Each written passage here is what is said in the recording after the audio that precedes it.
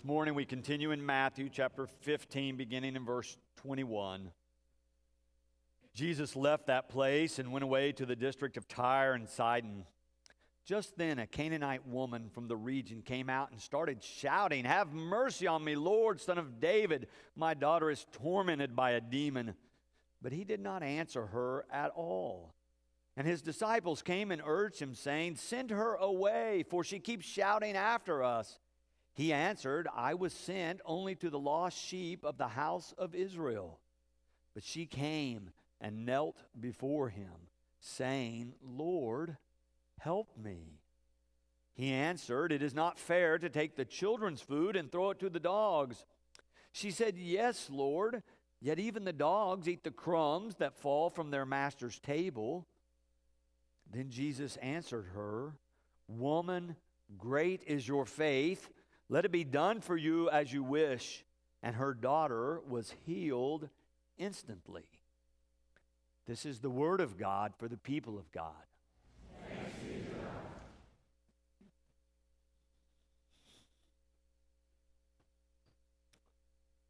Matthew tells us this story of Jesus meeting this Canaanite woman.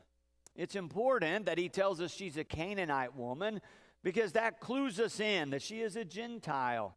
She is outside his normal circle of concern. Jewish men, Gentile women, they did not have dealings in public, so he can ignore her. She is beyond the care and concern of a pious Jew. And so that's exactly what he does. He ignores her. But she persists. She continues to come. Matthew says she comes screaming at first, boldly screaming. He ignores her, but then she comes again and says to him in verse 25, "Lord, help me." He answered, "It is not fair to take the children's food and throw it to the dogs." Now, I understood that Jesus was saying no, but it's only with the help of our biblical scholars that we really begin to understand the intricacies of this verse. They agree that when Jesus uses the term children, he does not mean small people. He does not mean the kids in the area. He means the children of Israel. He means the Jews. And when he uses the term dogs, most of the commentators also agree that that's a derogatory term Jews use for Gentiles. It's a way to express the difference between the clean and the unclean, the in-group and the out-group. So he's saying, I don't have to deal with you. I'm not going to do this. But she is not deterred. He says it'll deter me from my mission, but she is not deterred. She continues to come.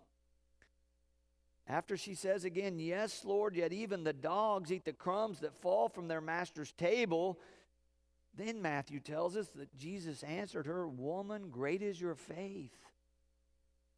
He's not wanting to respond to her, but she continues to ask for help. Now, we can remember, if we've been reading through Matthew, that not so many stories back, Matthew tells us that John the Baptist was beheaded. It's Jesus' cousin, the one who baptized him. And he goes away, Matthew tells us, seemingly to grieve. But the crowds continue to come. The Pharisees continue to come and debate. As you read through Matthew, he has no downtime. He has no grieving time. So I think it's safe to assume he's still trying to get away. He's still trying to deal with his grief. And now, here is this assertive woman. She just will not leave him alone. She continues to press. He says, though, it's like giving the children's food to the dogs. It's almost as if he said she is a female dog. We have another word for that we use sometimes, even today, to refer to assertive women. I don't want to overstate the point,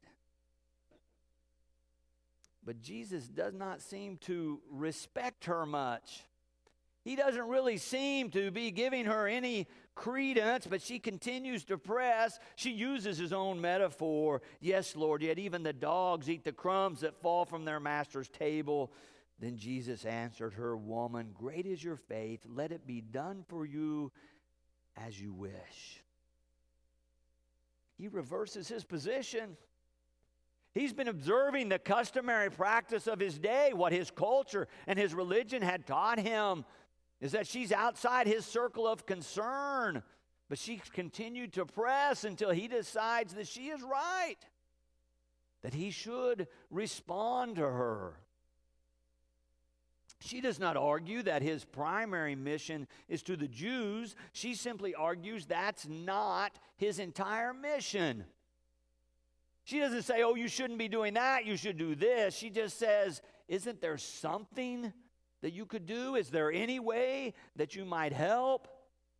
And he sees the point. He reverses his position. He expands his circle of concern. And Matthew says when he does, God acts and the child is healed. I think everyone there must have been really surprised that he's decided to deal with this woman at all. It's a surprising turn of events considering who he was and what day this was happening in. I think it must have gotten very quiet when she came back a second time and a third time. I think the tension was probably thick. I think they expected that he was going to rebuke her one more time. But rather he says, woman, great is your faith. He responds in a positive way at that point to a woman he otherwise could have overlooked. Lovett Weems is a United Methodist pastor. He does a lot of research about church and culture. He writes a number of books. In one of his books, he reminds us of the time when there was a fellow named Jim Jones who gathered a group of people around him, and it ended so very poorly when they took a murder-suicide ritual, and over 900 people died. But Weems says, I bet you don't know this part of the story. Years later now, there are still over 250 bodies that have never been claimed. They were not connected to anybody that came to find them. They were so disconnected, nobody knows their name, nobody knows who they are. They are just bodies at this point. And Weems uses that as an illustration to remind all of us who are United Methodists to think about who's invisible around us. Who do we overlook? Who might be disconnected near us? Who in your community needs to be connected? Who needs the care and acceptance Christ offers? Is his question to us. He suggests we do this. Think about the literacy rate in your church, he says, and then think about the literacy rate in your community. Who might you help? He says, think about the ethnic mix of your community and the ethnic mix in your congregation. Think about the number of single people in your community and the number of single people in your church. Think about those with disabilities in your community and how many are here at the church. He challenges us as United Methodists to look around, to expand our circle of concern, to perhaps see those that otherwise we would overlook. He says, oh, we might want to ignore the reality. We might say, it's really not my problem. Yet we may also find God surprising us in the cry of those underserved groups calling out, have mercy on me. Lord, help me. We might be surprised by how God calls us.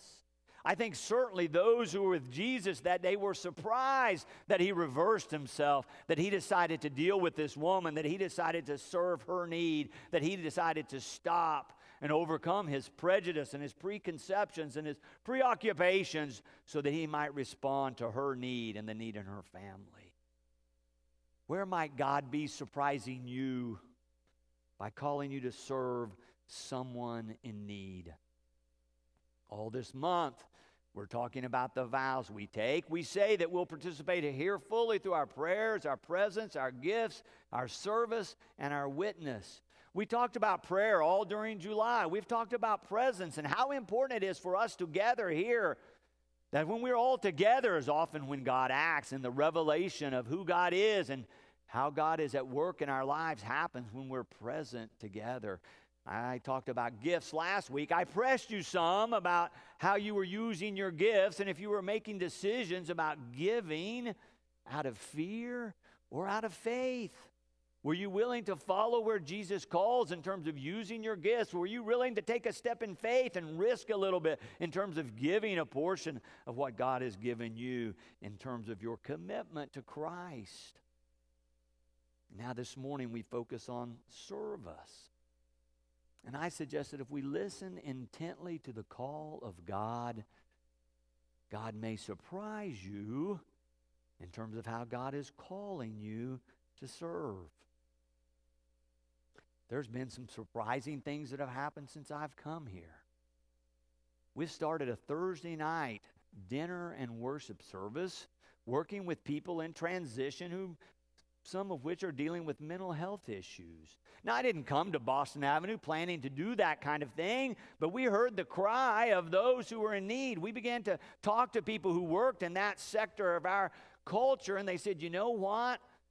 We can provide some services, but there's nary a church that really invites people with mental health issues into their church at all. And Reverend Paul Stott said, I think we can do something about that. And he and Lisa Hines, one of our members, organized this Thursday night dinner and service. We're now running over 100 people on Thursday nights, eating together, and worshiping, participating in Holy Communion. We've had baptisms there. We've had people join the church in that service. People have come to faith. But you know what? You could show up and eat there. It would be an act of service to develop a relationship with somebody new in our congregation. Or you could come early and help prepare and set up, or you could stay late and help clean up. It would be an act of service. Robin Williams' death this week has been all over the news. It reminds us how desperate the need is when one is struggling with mental health issues to be surrounded by a community of love and support. I think we can serve in that way. Maybe God is calling you to serve in that way. Oh, there's been other surprising opportunities that have come our way. We've been invited to develop an orchestra for poor children. It's an opportunity to serve the materially poor through using our expertise in classical music. Now, there again, I didn't come to Boston Avenue. I never heard of this program, El Sistema, but what we've discovered is it's a stellar bridge to help moving children and their whole families out of poverty. It helps them break the poverty cycle. We've found that if we can get a child into an orchestra setting and learning to play classical music, their grades go up, their behavior problems go down. It's almost a miracle, the changes that it creates within their life. We know it changes the way their brains develop. Well, it's expensive to buy instruments for a whole orchestra, but there's a group of us working on that to see if we couldn't institute it. Our Oklahoma United Methodist Foundation has asked us to establish one in Tulsa if we are willing, so we're working on that. It might be a place where you could serve. It might be a place where you could help. I think it's a place that we're going to be able to serve Tulsa in a remarkable way. But you can also serve here on Sunday morning. These people are serving. They come on Wednesday nights and rehearse and prepare to lead us in worship, to raise our spirits, to move us into the presence of God. Maybe you want to join the choir. Or we have greeters and ushers. They're always looking for someone that's willing to help, who can smile and shake hands. Can you do that? You would be a candidate if you could do that. Or greeters in Sunday school, or you could teach Sunday school. Lots of ways to serve. On Sunday morning, you could sign up to be a part of our prayer team. We receive prayer requests every week. There's a team of people, of Boston Avenue members, who commit to each other that they'll pray through that list during that week. And then we get new ones the next week. You could be on the prayer team. That might be a way that God is calling you to serve. But we also have short-term kind of opportunities, short-term service. We're going to be raising up a host of opportunities to fight hunger. Did you know September is Hunger Awareness Month? We're going to give you lots of opportunities, probably so many you're going to get tired of me talking about hunger in September. But there are people going to bed hungry in Tulsa. There are hungry people around the world. I think we should serve them. I think we can help. I think God's calling us to do so. So we're going to do the crop walk. Now, we've been doing that for decades here. You could walk with us, though, and learn something about what it's like to have to walk just to get water or food every day. Or you could make a donation to support those who do the walk. We're also starting a new program called Stop Hunger Now. One of our United Methodist laypersons here in the U.S. figured out how to put together a little baggie full of food, nutritious and inexpensive, that could feed a whole family. If we would package it here in the U.S., he figured out that we could provide thousands of meals very inexpensively to fight hunger around the world. Now, you have to pay for the materials, but we've already had a generous donor step up and pay for all the materials. So we're going to ask you to come on a couple of different occasions to package up the food so that somebody else might have a meal to eat who's hungry today but won't have to be in a month or two. You could be a part of that. You could be a part of a canned food drive. You could go to the food bank. There's so many opportunities to serve. Where is God calling you? Which opportunity do you feel prompted to respond to in terms of serving God? Now, I can't do it all. You can't do it all. But I can do some of it. You could do some of those things. We plan a number of out-of-town mission trips here at Boston Avenue. We have one going in October to El Paso, Texas. Lydia Patterson Institute is a United Methodist institution. They work with Hispanic students. They work particularly on English literacy, so we'll be helping them become more literate in English. They've been able to move their student population where over 98% of them are going on to college. It's a great accomplishment. We're going to be a part of helping them. So if you're touched by that, you may want to think about going on an out-of-town mission trip. But you don't have to leave town, because you know right here in Tulsa Public Schools and other surrounding districts, there's children that come to school that don't know how to speak English. They're from non-English speaking families. So you could be a reading buddy. You could be a tutor. You could go and talk to a student. You could volunteer to help out. You could change a life if you decided that God was calling you in that way, to take a step in faith to help someone else out. We have a partner elementary school, Burles. They're crying out for help. They need some help. They need us to serve. It's just 3 miles from here.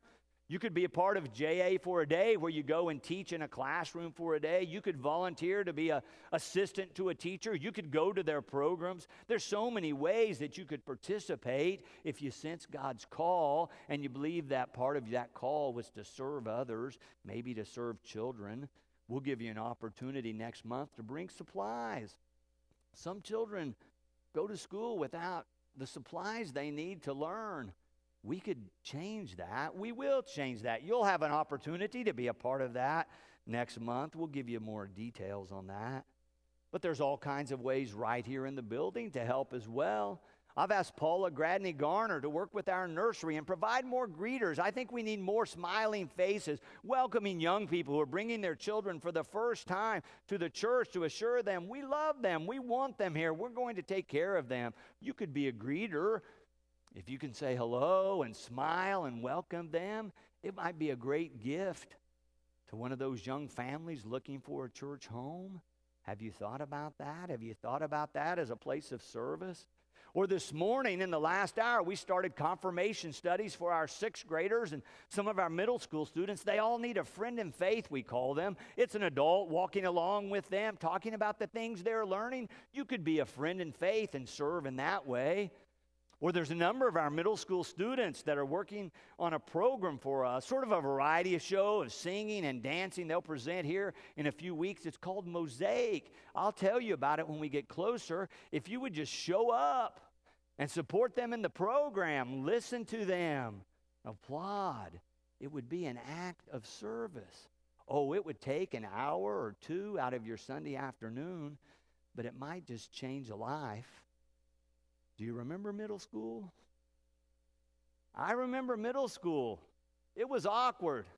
I was awkward. Things kind of growing out of control. I was short and skinny, and some would say squirrely. I tried the band. It wasn't for me. I tried every sport my school had. The coaches said, it's not for you. I tried vocal music, but my voice was changing and squeaky. I couldn't carry the tune. I decided choir wasn't for me. But I needed some support. And you know where I found it? The First Methodist Church in Okmulgee, Oklahoma. That was my home church. You know, there were adults there that knew me, that knew my name, that spoke to me on Sunday morning, even as a middle school student, and acted as if I was important. That I was significant enough that they would take their time to talk to me. It really impacted my growth and development. It changed who I was. It helped me find a place. Even though I was small and squirrely and probably talked too much in Sunday school, they invited me back.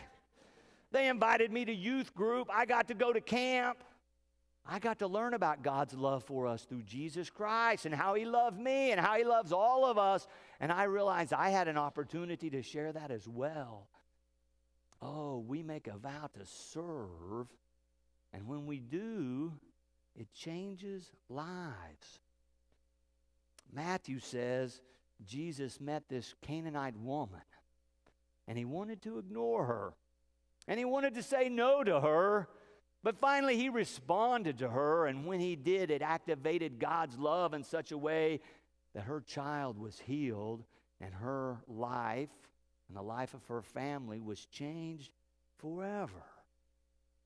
The good news is, whenever, wherever any one of us respond, the power of God is activated, and somebody else comes to know the great love of God for them through Jesus Christ. Let us be a people of surprising service in the name of Christ. Amen. And thanks be to God.